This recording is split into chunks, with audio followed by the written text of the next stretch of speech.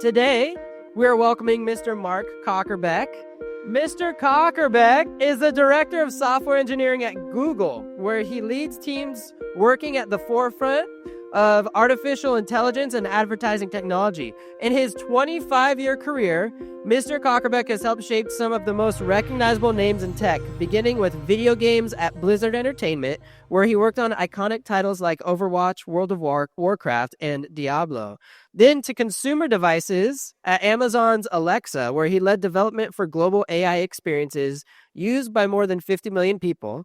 And now to Google, where he's helping build the future of AI and digital innovation.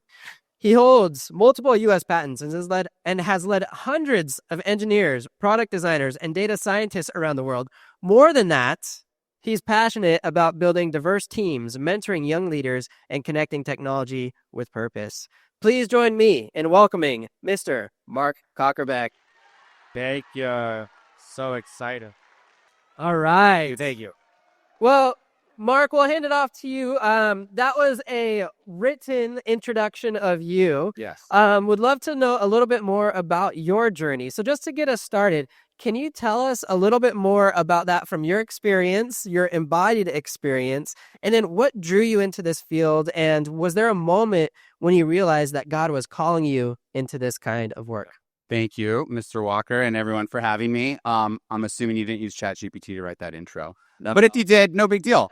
But yeah, to answer the question, I think for me, this is going to sound a little silly, but I thought about like what was that moment when I was kind of in high school and middle school. And for a lot of the software interest came from a 1995 movie called Hackers, which is a little silly, and you should probably never watch it because it's probably dated and stupid. But it was really formative for like what the potential of software and technology could do in the real world.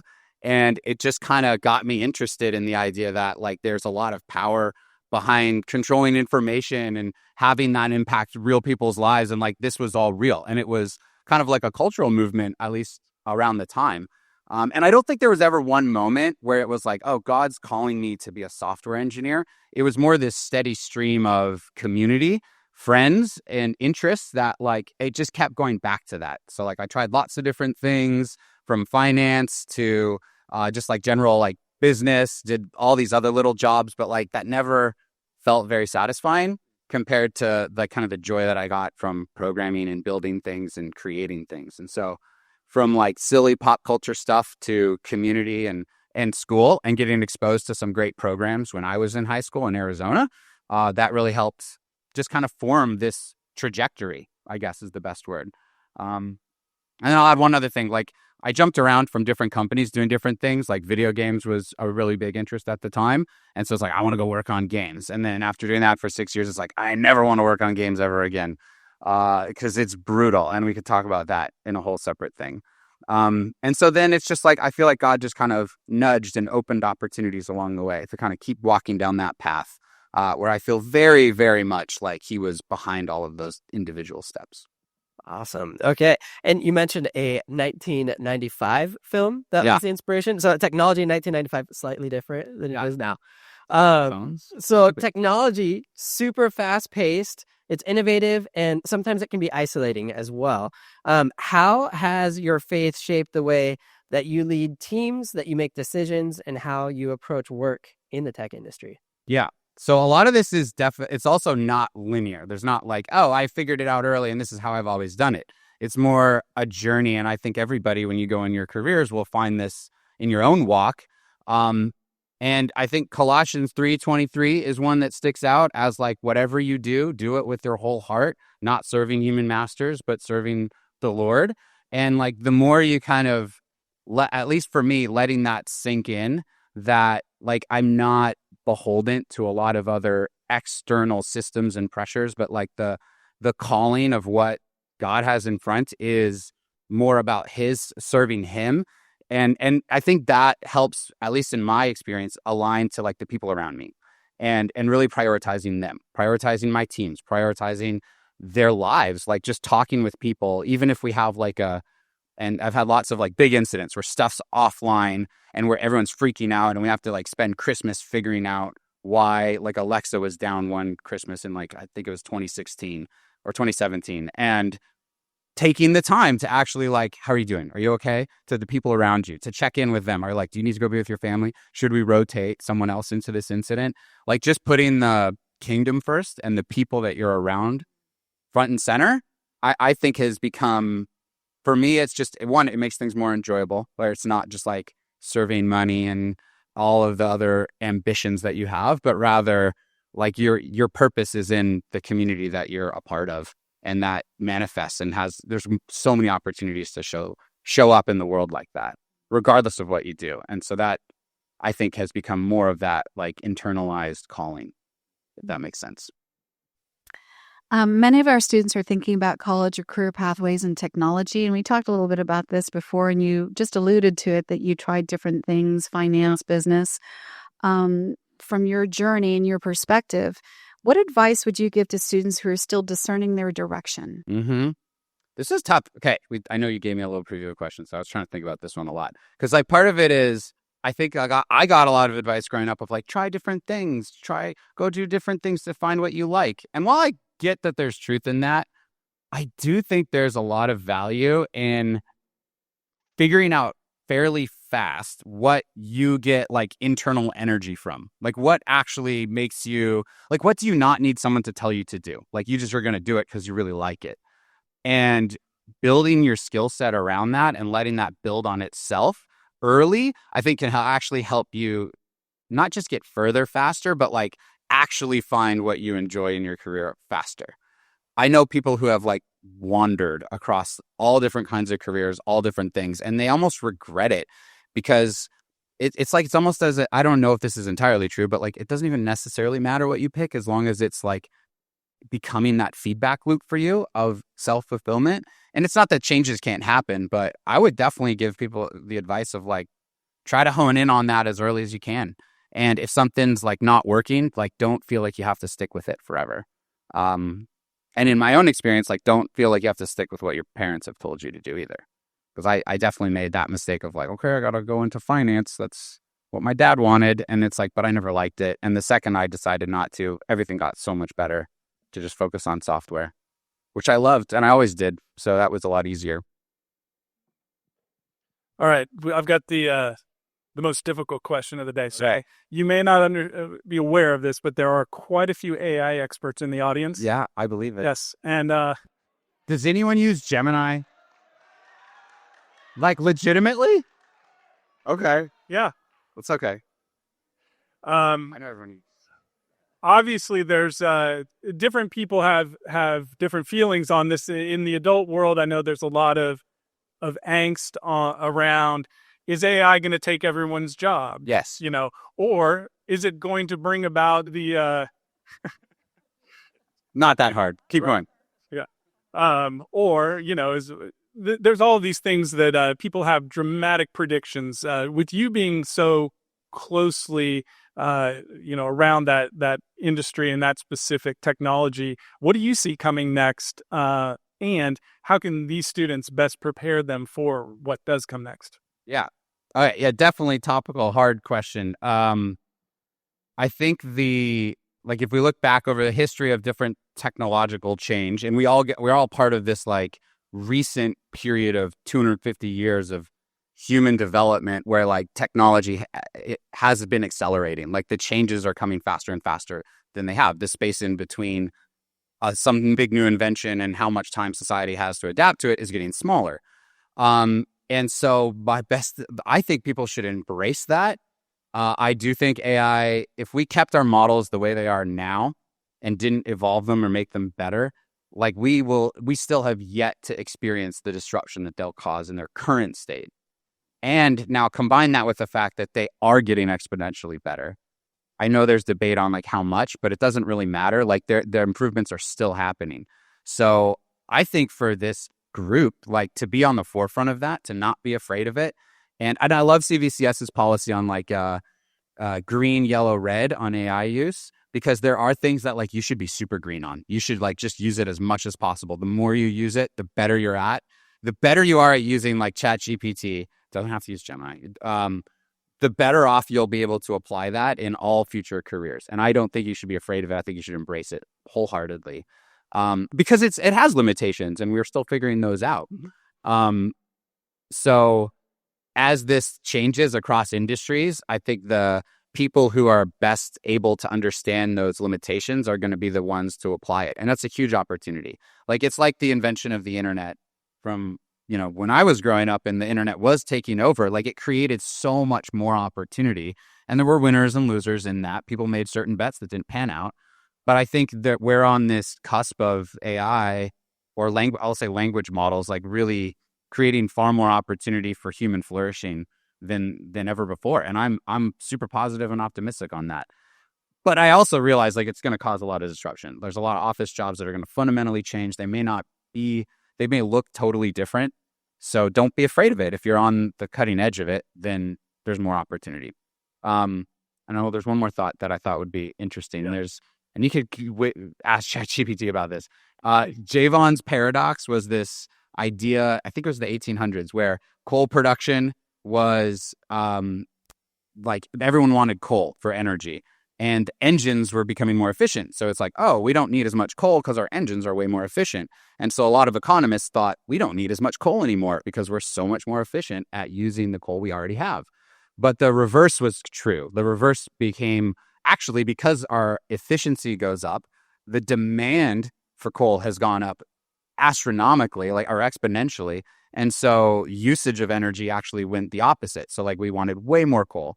And so the way you could think about that with AI is like, if our ability to process information is becoming more efficient, it's not that there's less jobs necessarily. I think it's going to be a different type of demand because we're going to be able to do so much more. There's going to be so many other fields and areas that people can go build and help in that just were never possible before. The boundaries are expanding while the rules of the game are also changing all at the same time.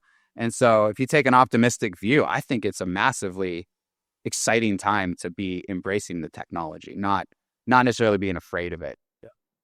Since you mentioned kind of our green, yellow, red strategy there, if you're a student, or a recommendation to a particular student, what would be things that you mentioned, like embrace those kind of green assignments, use it as much as possible? Where would be the ones that you would be on red? Where would I be on red? That's a good question. I think a lot of the creative aspects of, trying to write structured arguments and putting your thinking to paper. Like at Amazon, we spent so much time writing, and I didn't have any LLMs back then. So it was like, okay, I burned weeks of my life writing 6-page documents for executives to read and review. That taught a lot about how to properly analyze information and put it together. And I think those experiences are worth it, mainly because it formulates your own thinking a little bit better. And so some of the creative writing aspects, I think that would be more red. And it's not that oh, I can tell if you used LLM to write a paper. It's the output doesn't even matter. It's you're cheating yourself if you're depriving yourself of the opportunity to actually make mistakes and work through how to solve problems. So that's a big one. Math, and there's obviously uses where tutoring and getting help with questions is super maybe yellowish green. It's not going to help you give the answer, but you can use it as a tool to understand it better. But if that's and I think a lot of people know this when they use AI, oh, I'm just using it to get the answer and move on with my life because I'm lazy and I don't want to think. That you're cheating yourself. So I would just listen to that little voice inside of it. Definitely very helpful. Thank you.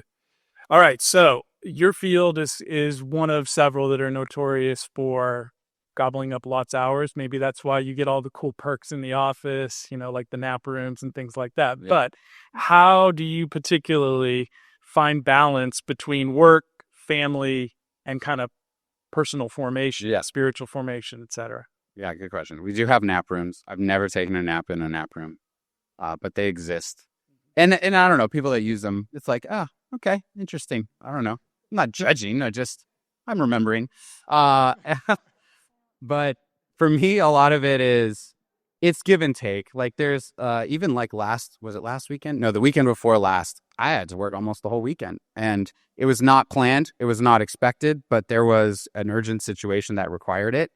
And I had to sacrifice that time with family for that. And that judgment and discernment comes over time. Like, you don't know. And I've definitely gone over the line where I put too much into work.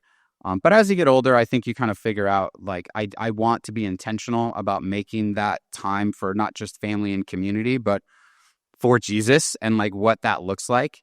So for me, the starts in the morning, wake up early, try to spend time in the Word. Like, you'll hear that a lot, but maybe in decades you'll realize some truth in it that does help a tremendous amount. It creates space and peace for the Spirit to move in your life and create more a balance in the ways that like He's really wanting for me, which doesn't always look the same as what I think I want.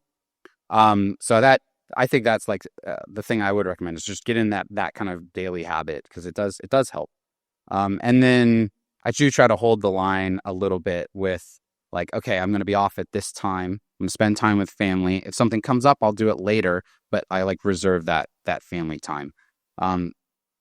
It's trickier because when you're young and all of you will go out and have jobs, like the one thing you don't have is a lot of those obligations yet. You don't have a bunch of kids to go take to soccer practice. So in some ways, I think it comes in seasons. Like, it's okay to spend either a little bit more time in the office and try to establish yourself in a career. That is not a bad thing, to try to not just gain skills faster, but like really determine what that level is. And I think it's different for everybody.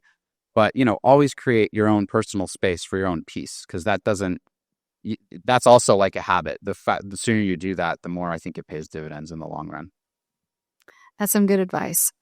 If you could go back to high school or early college days, what is one thing you would do differently? And if there's a piece of wisdom you want to impart in the students for them to carry forward?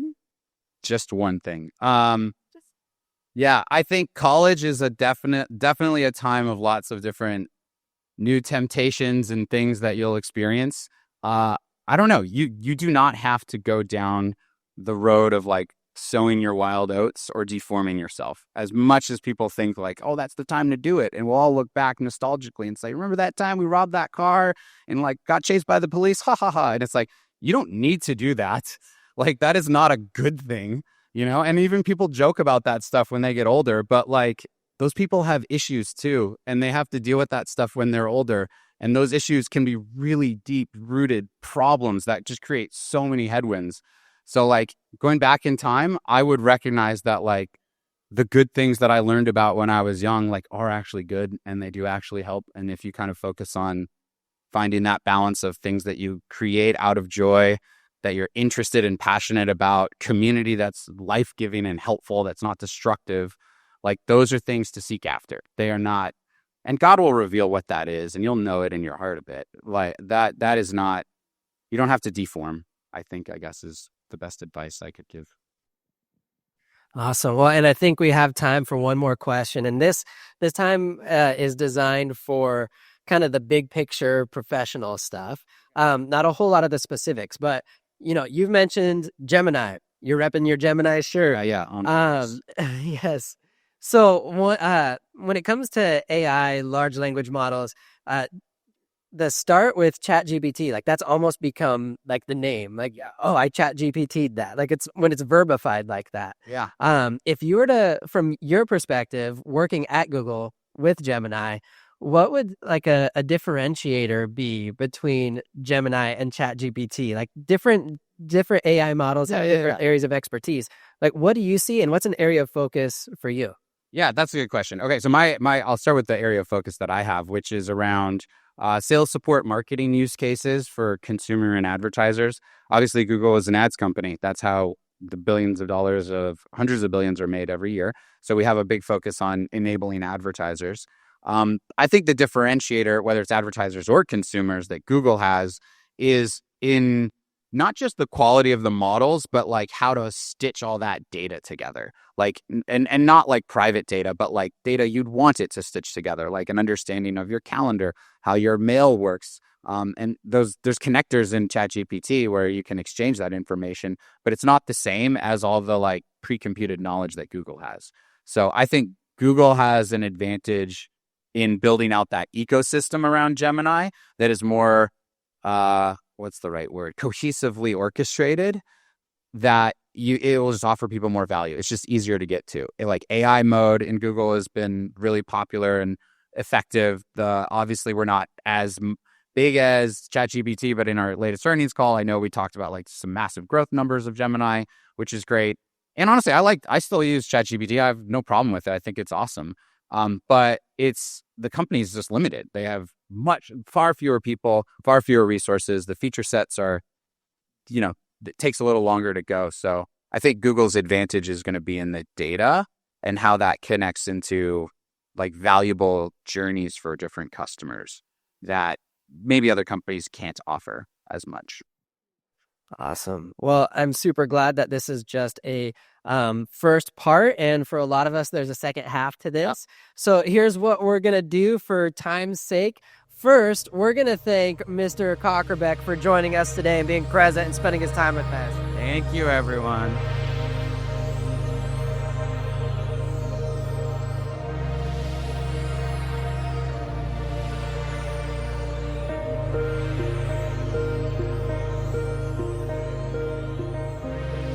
This episode has been a production of the Capistrano Valley Christian Schools Podcast Network. CVCS is a Christian TK-12 school in San Juan Capistrano, California. Please visit cvcs.org/podcasts to listen to the variety of shows our students produce on our campus. You can also find all of our shows on Apple Podcasts, Spotify, YouTube, and others. We would also appreciate you subscribing to and leaving a review of this show and the other shows on our network in your podcast player of choice.